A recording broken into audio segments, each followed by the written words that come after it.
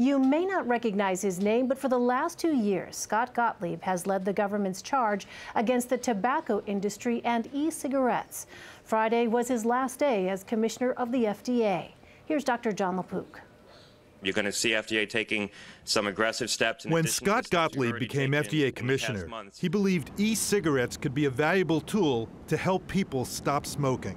We think that these products can offer an alternative for currently addicted adult smokers to migrate off of combustible tobacco onto something that doesn't have all the same risks associated with it. Not safe, but less harmful than combusting tobacco. He still believes that, but alarm bells went off last year when he saw a new National Youth Tobacco Survey. The report found a 78% increase in high school students using e-cigarettes in 1 year, raising the number of middle and high school tobacco users to almost 5 million. This is something that caught everyone by surprise.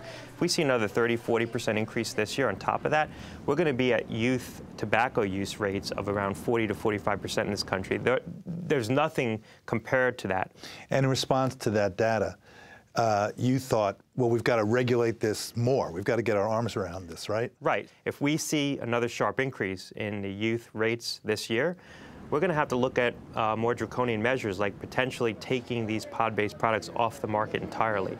Like Juul, for example. Like Juul, exactly. It's the cartridge-based products that the kids are using. Like I said to the companies, the youth data goes up again this year sharply.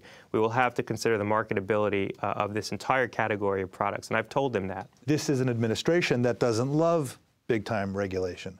Have you had any pushback from the administration about your proposals? Generally speaking, I've received no pushback from the White House with respect to what we're trying to do to address the youth addiction crisis. I don't think anyone in this administration, certainly no one I've encountered, wants to see a generation of kids become addicted to nicotine through e-cigarettes.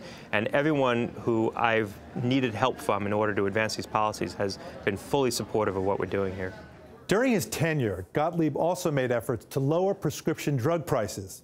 He plans to return to the American Enterprise Institute to continue that work, including making generic drugs more accessible. Dr. Jon Lapook, CBS News, New York.